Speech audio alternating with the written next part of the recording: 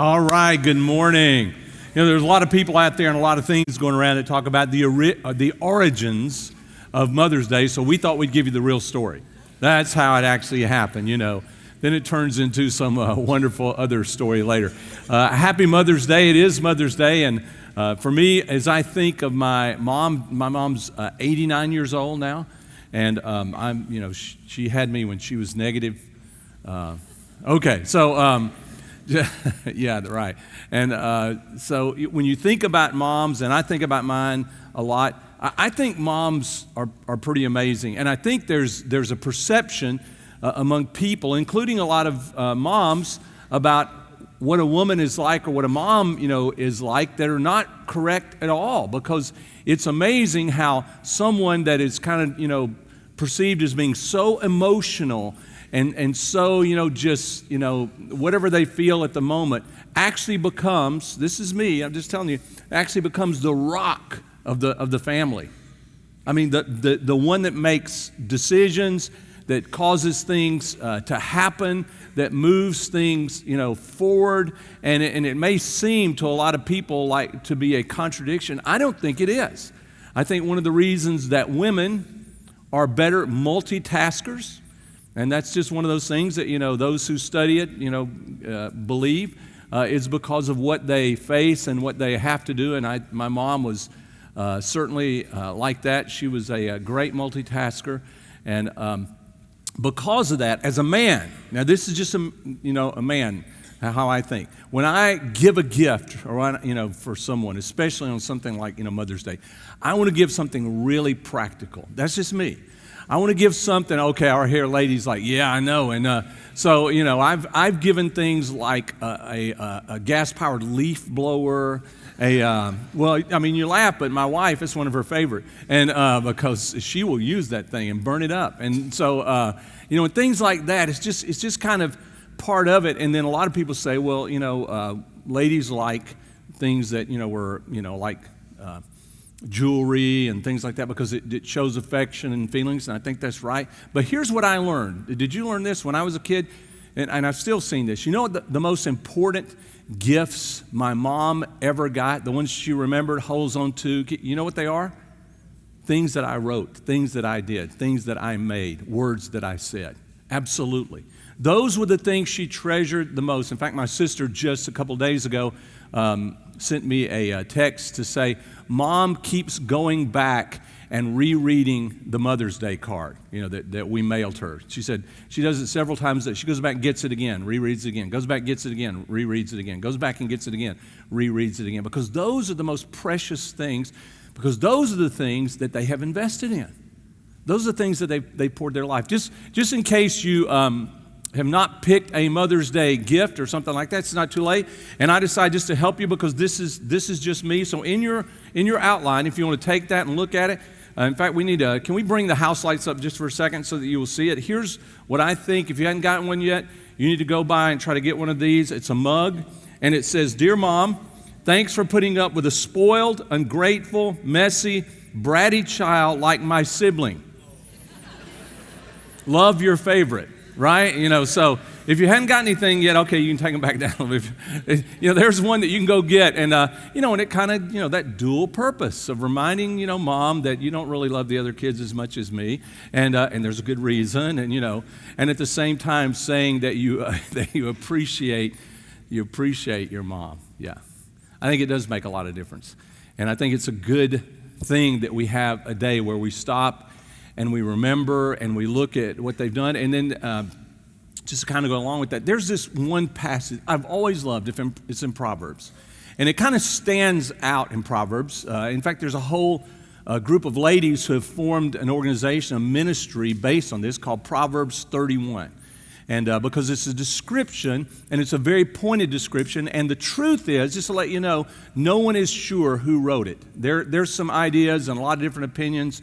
Most of those who study this and look back say the one thing we know is we don't really know who wrote it.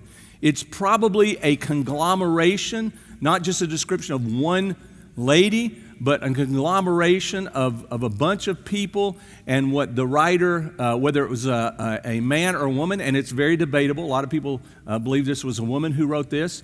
Whether or not the description is one, or whether it's a lot of people, which most say, no, this is a lot of people kind of thrown in there.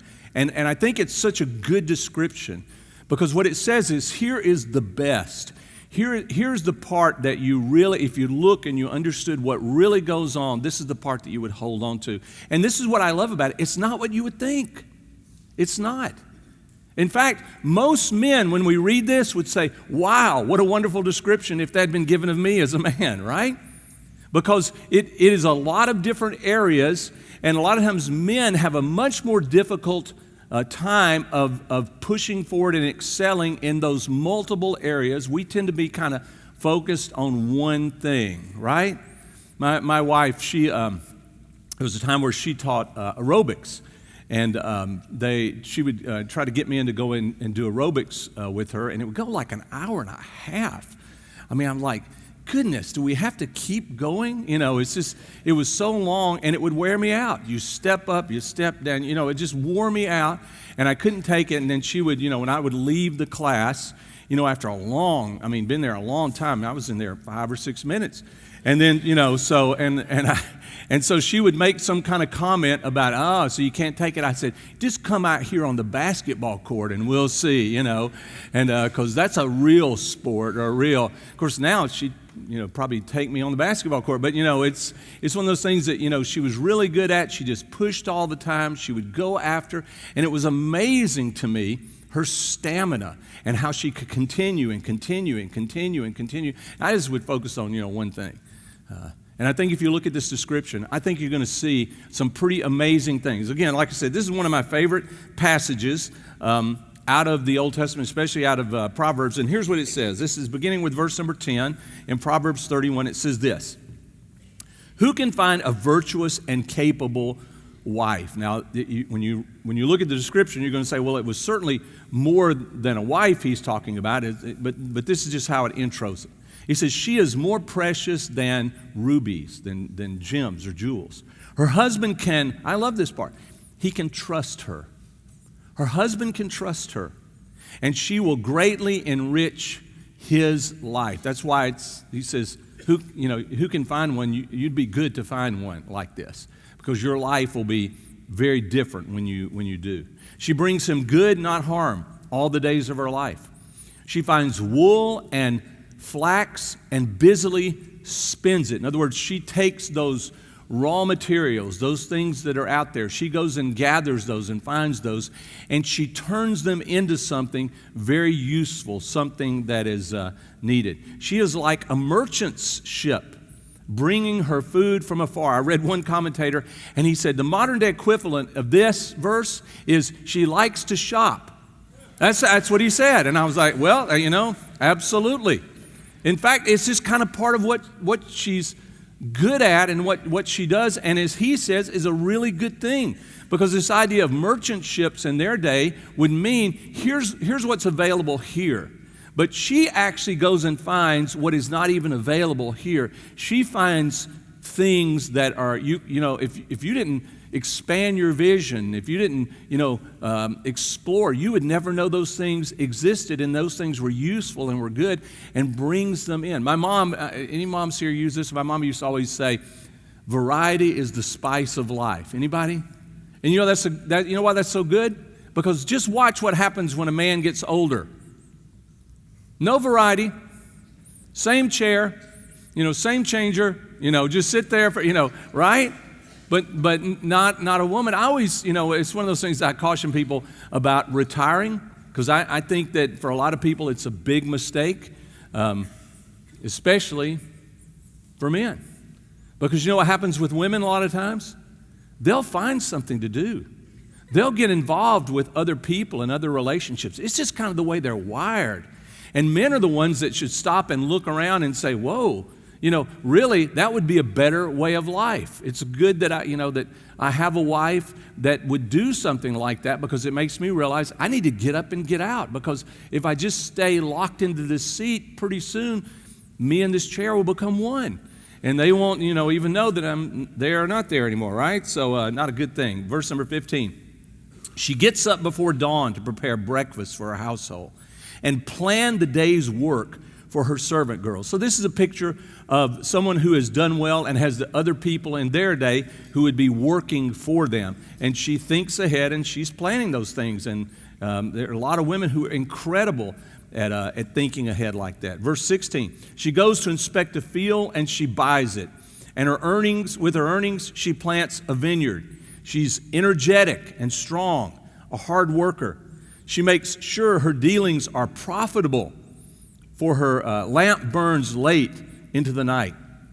Her hands are busy spinning thread, her fingers twisting fiber. Wow, so it's, so far it's this picture of someone who is industrious, who is thinking ahead, who by the way that she lives actually teaches a lot of life lessons about how to prepare for the future, how to look at the future, and how to go after the future, which is so important to her children. It's one of the reasons she does it, It's what drives her in that direction. I was reading a couple of articles, and I thought that you would think that these are good and informative, and one was a lady who wrote based on a Barna survey, and this was interesting to me about ladies. This may really help guys a lot. She said she stumbled across a Barna survey on Christian women and their spiritual help, and this is what she read as far as what they characterize as their biggest sin struggles. Two that popped out at her. 50% of women listed disorganization as the number one struggle. Disorganization. See, a lot of men, that would shock them. Really? But I can tell you with my mom, and I can tell you with my wife and all, that is huge for them, to have things organized, to have things in their place. Now, I have my own organization, just to let you know. So like my car keys, they're in 3 places. There's only 3 places they can possibly be in. They're not in the car. They're either in my pocket, they're on a certain counter at the house, or at the office, they're on another counter. And that's it. They don't go anywhere else. I know where they are. My wife doesn't like them out on the counter. That's disorganized. So she puts them away. And it's part of the game. Can you figure out where she puts them? But she doesn't like them just laying out. Her mind says they need a place. They have to find their place, and I'm going to help them find their place. My mind says, no, you're right. They have their place. There's only 3 places. But out is where the places are, right? So that I can see them, because if I don't see them, I will panic thinking, what have I done with my keys, with the car keys? Disorganization. Here was the second one. 42% of women said inefficiency was their number one sin struggle. Now, what I love about this article is she points out neither one of them are sins. They both have to do with just trying to make life productive and to help their family and to help their kids and to build a future, which a lot of people think, wait a minute, women, oh yeah, much more most of the time, much more than men, which is why a lot of times they're the more stabilizing force in the family. My wife gets People magazine. She'll be mad that I said that, because as she says, she did not order it. It just shows up, and she reminds me all the time, if they send a bill, do not pay it. I do not want it. I don't know why, but the other, a couple of weeks ago, on the cover was an entertainer named Pink. Anybody know who Pink is? Yeah, very talented lady. But a lot of times with entertainers, you would think they see things a certain way. So I thought it would be interesting to read it, because on the cover of it, it says, How to Build Strong Children. An interview with Pink, and she has 2 kids. She's married, and this is what I loved about it, because I can see my wife Joni doing the same thing. She said, my husband promised me, in the article, my husband promised me I would not have to be bad cop, but I'm bad cop with her kids, and he's good guy. I'm bad cop, and he's good guy. And he promised me it would not have to be that way, but that's actually the way it is, which might surprise you that that's how she sees it, and that's how she sees her role. But that's what a mom does. Most people will tell you, I can tell you this, when they're with mom, there are a lot more rules. When they're with dad, anything goes, right? You just don't know what's going to happen because she's much more structured and thinking about the future of her children and which way they're supposed to go and how to discipline them. Yes, Joni used to always say, because I would come home, sometimes late at the end of the day, and when they would see me, they'd go, "Daddy," and they'd come running out, and hug me. She said, "They've been bad all day." That's what she would say. And now they act like you're the greatest. That's because you hadn't been with them all day, right? You haven't, and because that was her role. My wife will tell you the same thing. It wasn't the role she wanted, but it was the role that she saw as necessary. And she would always, push me, which was good, about, I need some help here, right? I don't want to be bad cop all the time, and you be good guy all the time. But hey, guys, isn't that the way it works? Yeah, God has ways. I'm sorry. Just kind of saying that. I put another quote in your outline too. Thought you might like this one. I stole this one from Brian Dunn, wrote a blog on our website, and you can go there and see it. It was, I think, Friday's blog or Saturday, and I thought it was a really good quote by Nelson Mandela. This is what he says. He says, "Make your choices reflect your what? Your hopes, not your fears. Make your choices reflect your hopes, not your fears." I think if you look at this description so far, that's what you're looking at. Someone that says, I'm going to make choices that reflect my hopes, not my fears. Now, are fears real? Sure they are. Sometimes people say you should have no fears, and anything that is fearful is evil and should be driven. No, of course not. In fact, that's part of, like I said, part of what mom does is make sure that kids fear her, at times, because that's how she's going to get them to, do what they're supposed to do. There's nothing wrong with fears. There are good fears and there are bad fears. But there are fears that tear you down, and fears that speak that you have no future, and fears that only destroy your hopes. And then there are ways to look at life that build hope. Honest about fears, honest about things that you don't want your kids to get involved with, things that you realize could be very destructive, but at the same time, good fears that push us toward hope. In fact, in Proverbs, very beginning of it, that's one of the ways it starts out. It says the beginning of wisdom is what? Does anybody know what it is? Beginning of wisdom, he says, is the fear of the Lord. Yeah, I understand that it's God's world. It's going to go God's way. And a respect for that, an understanding of that, is actually the beginning of making wise decisions. It's actually the beginning of making decisions built on your hopes and built on where life could go and the promises ahead. But they will be costly at the same time. This is another one of my passages that I love to use with moms, only because I heard a pastor's wife one time quote this out of the book of Nehemiah. And in Nehemiah, he goes back to rebuild Jerusalem, and there are his opponents who want to destroy it, don't want him to rebuild the walls of Jerusalem. And here's what he says, and I encourage all moms to memorize this. This is in Nehemiah 6, beginning with the back half of verse 2. He says, "But I realized they were plotting to kill me." These were his enemies who said, "Leave your work and come down and meet with us." He said, "So I replied by sending back this message to them." Listen to this. You should use this. "I'm doing a great work. Why should I stop to come and visit with you?" I'm doing a great work. Why should I stop and come to visit with you? I heard a mom use that one time, and she said there were a lot of things that could take me away and a lot of things that I could get involved with and a lot of things I could chase, but these kids, I realized I'm doing a great work. Why should I stop and go do something else or go chase after something else, even when there are, there's a temptation to do it and a lure to do it? I also realized, she would say, that was the enemy taking me away from what I was going to produce, what I was building that had a future and a hope.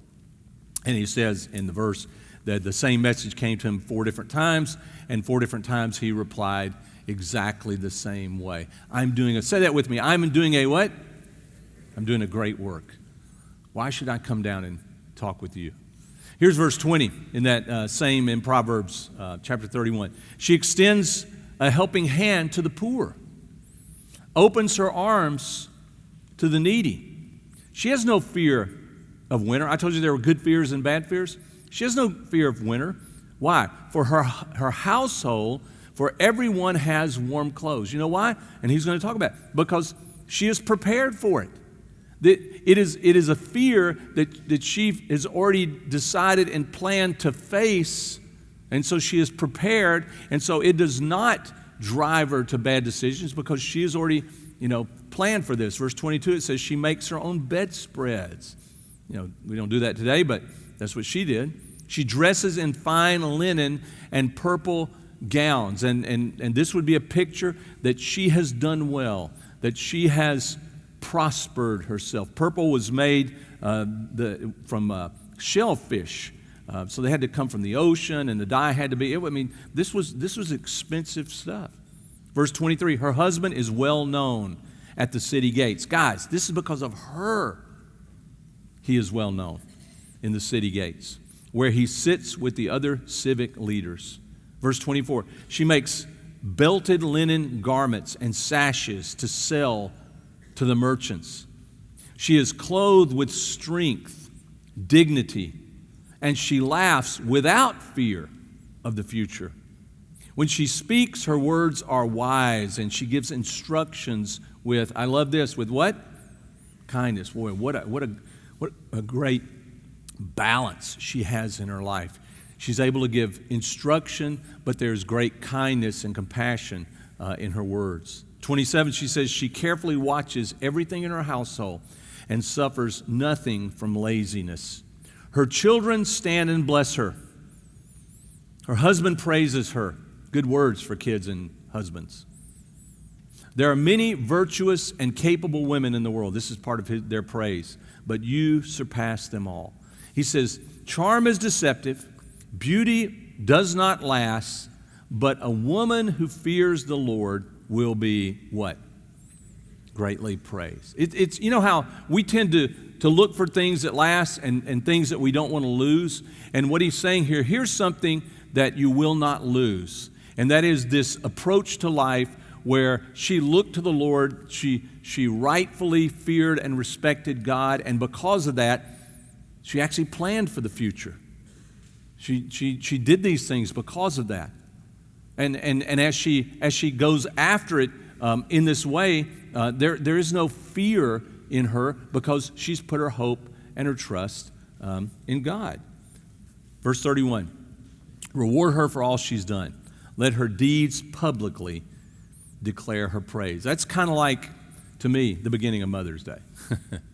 It's just a natural thing that we should do, that we should remember the things that were sacrificed and done, and the planning and the preparation and the healthy fears that were built into us because of what our moms did. Now, here's my other side of this. Okay, great, and you may be here and you say, okay, that sounds really good, but what if that's not been my path? I understand what you're saying, but that's not been my life. And the truth is, this is a picture, like I said, that the writer has put together as sort of a conglomeration, a collage of things to say these are all really wonderful things and fine things.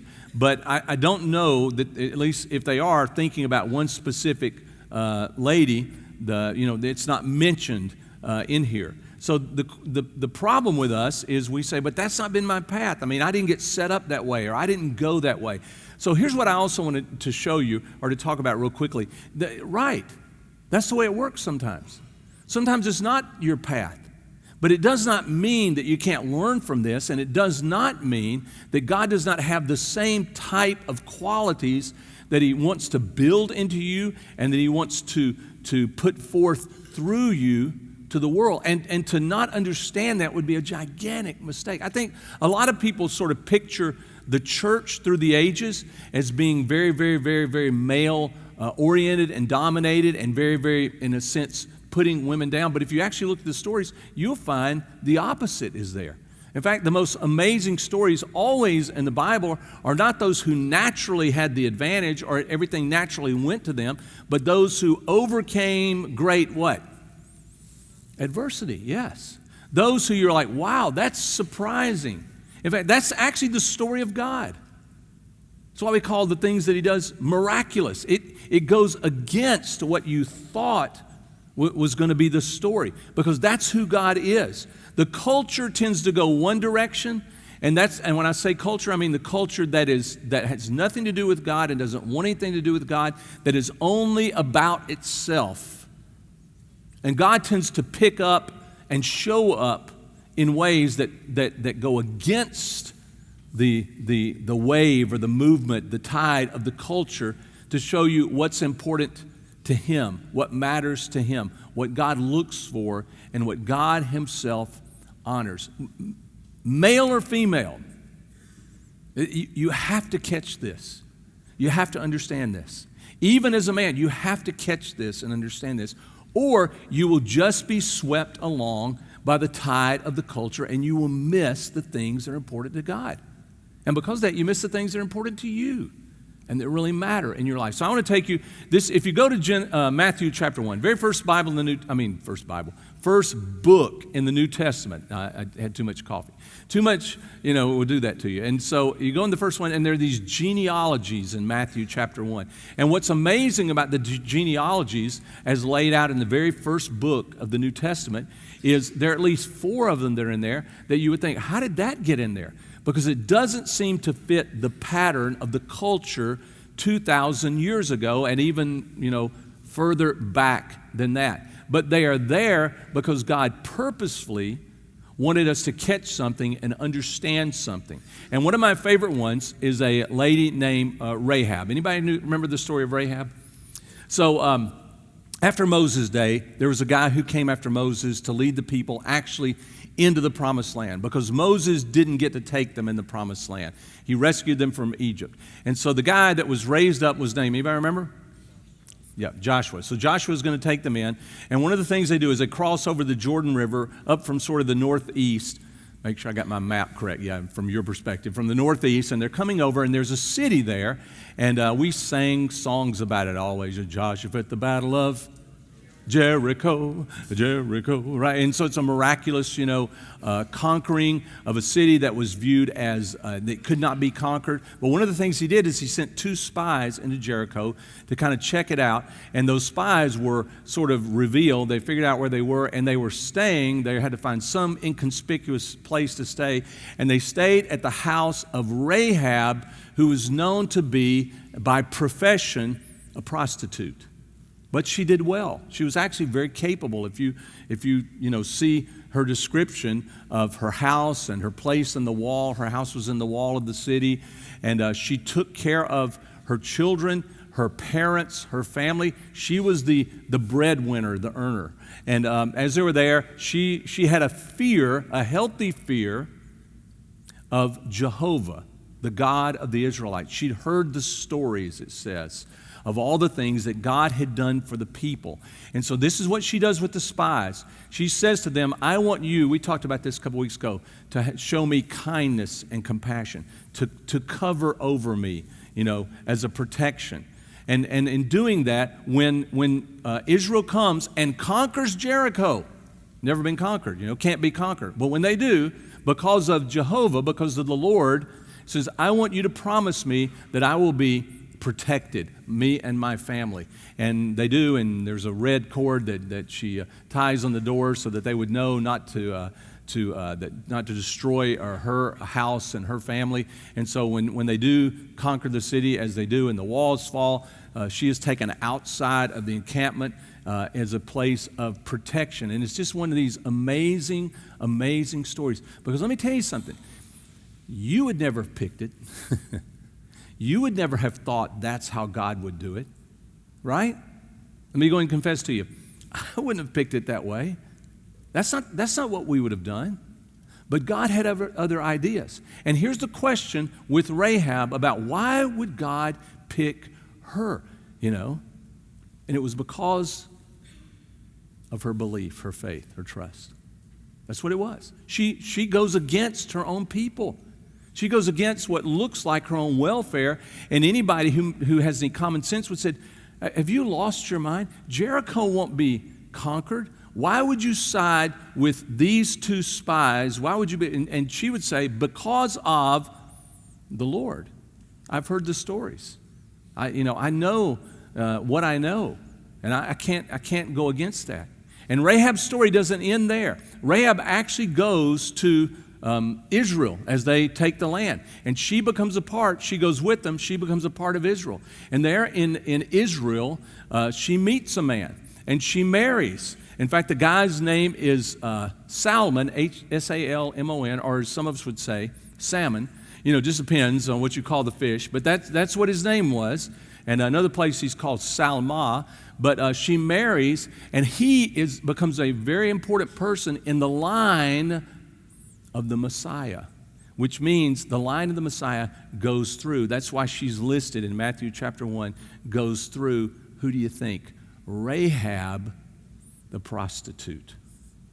And it was because of her faith. In fact, this is a commentary. I thought this was the easiest way to do it. I know I told you the story, but this is from John MacArthur's commentary in Matthew chapter 1. And this is what he says. One paragraph. I think it'll pop up there. Yes, it will. This is what he says. The second outcast listed in the genealogies in Matthew, there's my note, also was a woman and a Gentile. She wasn't even Jewish. She too was guilty of prostitution, but for her it was a profession. Rahab, an inhabitant of Jericho, protected the two Israelite men Joshua sent to spy out the city. She lied to the messengers of the king of Jericho in order to save the spies. But because of her, catch this, fear of who? Him. This him is referring to the Lord God. But because of her fear of him and her kind act toward his people, God spared her life, the lives of her family, when Jericho was besieged and destroyed. And there's the references. Joshua chapter 2 and chapter 6, if you want to go back and read the story, wonderful story. God's grace, and I would add in here to his notes, God's grace and Rahab's faith, her trust, her healthy fear of God, not only spared her life, but brought her into the messianic line as the wife of Salmon and the mother of godly Boaz. Boaz marries who? Yep. And becomes David's great grandfather, the line of the Messiah.